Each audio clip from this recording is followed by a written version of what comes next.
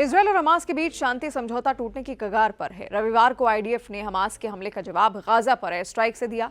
Hamas ने इससे पहले इजरायली सैनिकों पर अटैक किया था। इस बवाल के बीच भी दोनों पक्ष अपनी अपनी जीत साबित करने में जुटे हैं। हाल ही में प्रधानमंत्री बेंजामिन नेतन्याहू ने एक बड़ा ऐलान कर दिया। उन्होंने सरकारी बैठक की शुरुआत में दिए संबोधन में लंबी चली जंग को एक दिलचस्प नाम देने का फैसला सुनाया। उन्होंने भाषण में इस नाम के पीछे की पूरी कहानी भी बयान की।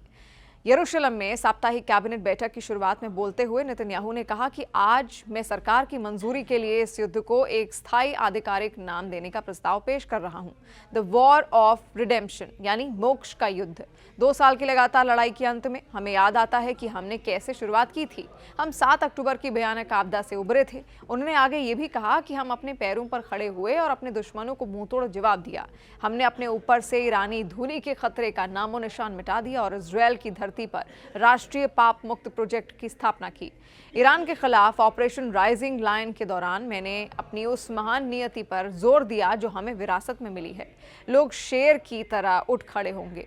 ये पूरे अभियान का सत्य है। ये हमारे लोगों का मोक्ष का युद्ध है जो स्वतंत्रता संग्राम का सीधा विस्तार है। नेतन्याहू आगे ये भी कहते हुए जोड़ते हैं कि हम अपने बहादुर सैनिकों और कमांडरों को वीरता पदक और प्रशस्ति पत्र से भी सम्मानित करने वाले हैं। पिछले सैन्य अभियानों की तरह इस अभियान के पदकों पर भी द वॉर ऑफ रिडेम्पशन का आधिकारिक नाम अंकित होगा। आपको बता दें कि शुक्रवार को इजरायली सैनिकों पर हमास द्वारा किए गए हमले के बाद नेतन्याहू ने रक्षा मंत्री और वरिष्ठ सुरक्षा अधिकारियों के साथ विचार विमर्श किया और उन्हें गाजा पट्टी में आतंकवादी ठिकानों के खिलाफ कड़ी कार्रवाई करने के निर्देश दिए थे। इस बीच हमास की मिलिट्री विंग ने कहा कि उनका समूह इजरायल के साथ युद्ध विराम समझौते का पालन कर रहा है और रफा में किसी भी तरह की झड़प की जानकारी उन्हें नहीं है। एज़ुद्दीन अल कस्साम ब्रिगेड ने एक बयान में कहा कि हम उन सभी बातों को लागू करने के लिए अपनी पूरी प्रतिबद्धता दोहराते हैं जिन पर सहमति बनी थी। इनमें सबसे अहम गाजा पट्टी के सभी इलाकों में युद्ध विराम भी शामिल है। हमें रफा इलाके में किसी भी घटना या झड़प की कोई जानकारी नहीं है क्योंकि ये कब्जे वाले क्षेत्र के कंट्रोल वाले रेड जोन में है। इस साल मार्च में दोबारा युद्ध शुरू होने के बाद से वहां पर हमारे बाकी समूहों से संपर्क टूट गया है। देखिए, आपको बता दें कि 13 अक्टूबर को मिस्र के शर्म अल शेख में हुए शांति समझौते के तहत इजरायल और हमास सीज़फायर के लिए सहमत हुए थे। गाजा पीस समिट 2025 में अमेरिका के अलावा मिस्र, कतर और तुर्की बतौर गारंटर शामिल हुए थे। समझौते के तहत इजरायल ने अपनी सेना को गाजा के इलाकों से वापस बुला लिया था। साथ ही हमास के 250 से ज्यादा फिलिस्तीनी कैदी भी रिहा हो गए थे।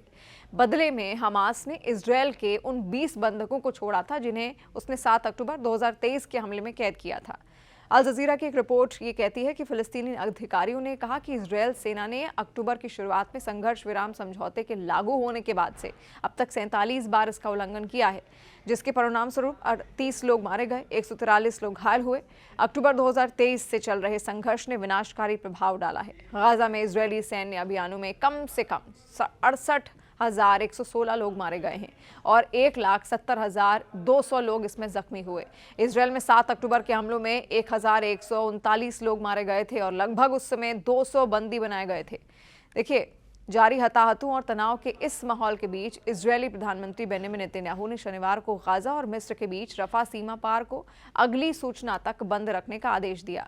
इस बंद को सीधे तौर पर हमास द्वारा इजरायली बंधकों के शवों के साथ किए गए व्यवहार से जोड़ा गया। रफा सीमा पार गाजा से निकलने का एकमात्र रास्ता था जिस पर इजरायल का सीधा नियंत्रण नहीं था, जिससे ये घेरे हुए क्षेत्र के निवासियों के लिए एक महत्वपूर्ण मानवीय और रसद जीवन रेखा बन गया। इसका समय समय पर बंद होना इस क्षेत्र की जटिल राजनीतिक और सुरक्षा स्थितियों को दर्शाता है। प्रधानमंत्री कार्यालय के अनुसार प्रधानमंत्री नेतन्याहू ने निर्देश दिया है कि रफा सीमा पार अगली सूचना तक नहीं खुलेगी। हमास द्वारा मृत बंधकों की वापसी और सहमति रूपरेखा के कार्यान्वयन में अपनी भूमिका निभाने के तरीके के अनुसार इसे खोलने पर विचार किया जाएगा और हमास ने 2 और बंधकों के शव फिलहाल इजरायल को सौंप दिए हैं।